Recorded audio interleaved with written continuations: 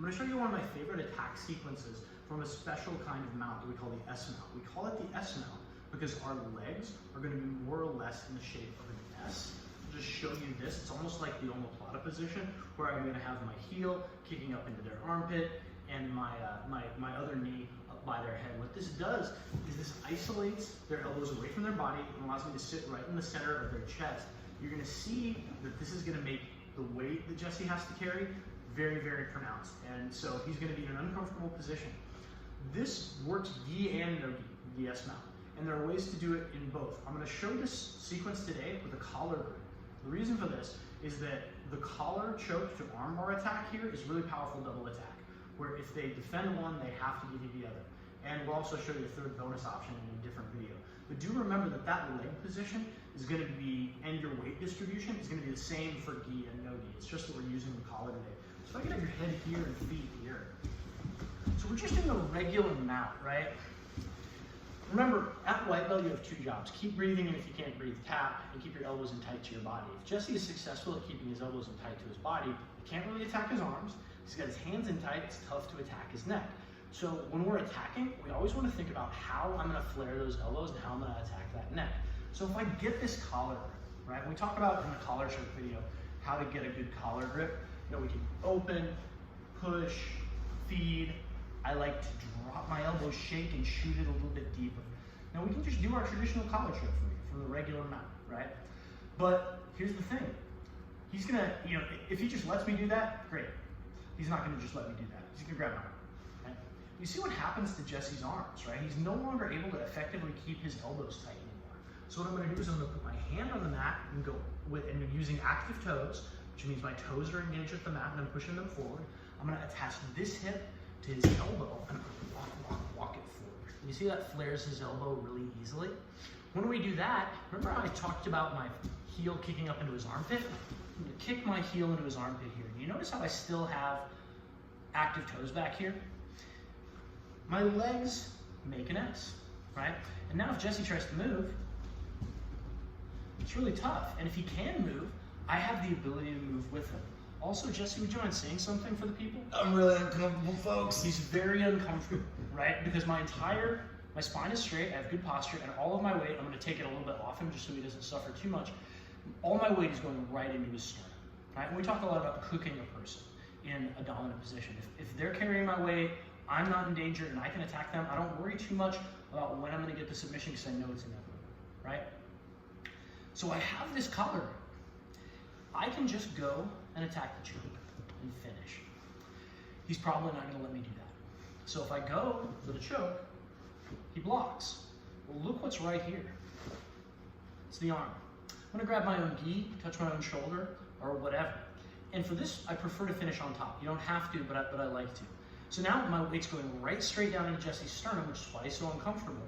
But in order to finish the arm lock, I need this left leg over his head.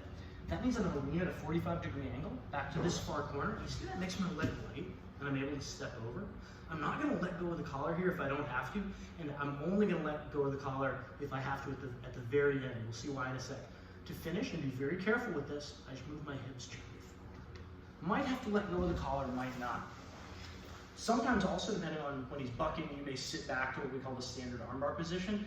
It's fine, I prefer not to, simply because if I can, you know, first rule of grappling, jiu-jitsu, and fighting generally, get on top, stay on top. That said, you're in a really powerful position here, so you do have access to their arm, and you can sit back to finish. That's fine if it's necessary for you. So I get the collar, right? This starts everything in motion. If he doesn't defend, great, I'll just collar choke. If he does defend, hand on the mat, like thing from the Addams Family, I'm gonna walk my hand while my hip flares. I want this knee to end up basically parallel to his ear if I can, but as long as his elbow is away from his body, that's awesome. That's when I try to kick this leg up into his armpit. As that happens, pinch my knees in tight, put weight on him. If he tries to move around, it's very difficult. I'm gonna go for the choke. If he defends, I'm gonna go for the arm. If he defends the arm, we'll do another video on that because there's a more advanced technique that I want you to know, but I definitely think that this double attack is a high percentage thing that everybody should get good at first. This arm, we can grab the wrist, we can grab the shoulder, we can grab our own gi, it's fine, as long as we maintain good posture. So I always want my spine straight and my eyes looking up. lean. Leg comes in front, sit, and finish. If for whatever reason we fall off, no problem. We're just finishing from the standard armbar position here. But I said this was a double attack. And here's why. Got the grip. Walk the hip up. Kick him in the armpit. You can kind of see that my knee is also folded down on top of him. So I'm not up like this because that takes weight off him. Let's rotate this way just so you can see that. So I'm not up like this. See how S? And Jesse will tell you, you can feel that knee's pressure into it.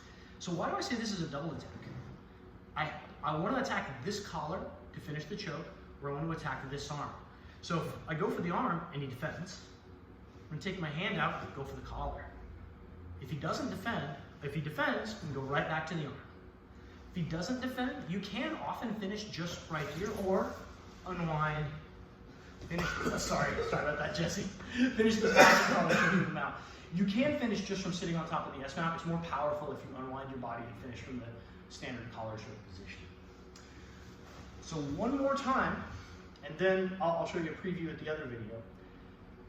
We have, and actually what I'm going to do this time is like, let's say it's no gi, right? I'll put my hand in the collar so we can do the double attack. But if it's no gi, I get head control here, walk his elbow up. Knee comes up, boom. See how I got that without any collar grip? It's the same position, right? But because this is the gi video, I'd have my hand in the collar, right? So if Jesse doesn't defend the neck, I'll attack the neck. If he does defend the neck, I'll attack the arm. So because he's defending the arm here, you see how he, and by the way, if you don't know this defense, you really should. See how Jesse's grabbing his bicep?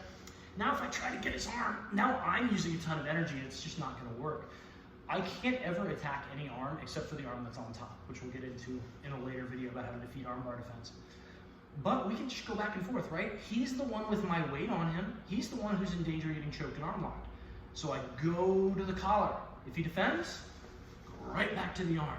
If his arm comes out, great. If it doesn't, right back to the collar. If he defends, right back to the arm. And we'll get it. So the S-mount series is really powerful for a lot of reasons. Number one, which I said during the video, but I want to reiterate, we're not in danger here. We have active toes, our weight is on him, we can move, he can't move. He's suffering, we're not, we're putting him in danger, he's not putting us in danger. So don't get frenzied about finishing unless you're in a competition and there's 30 seconds left to go or something. The more energy he uses trying to defend, eventually he's going to mess up and leave his neck undefended or leave his arm undefended. If his defense is super tight and you can't get his neck or his arm, for one thing, just enjoy being on top of him. It's a lot more fun than being on the bottom. And second, we'll show you another video for how to hit a far side arm bar on that other top arm. That's what we're going to film next.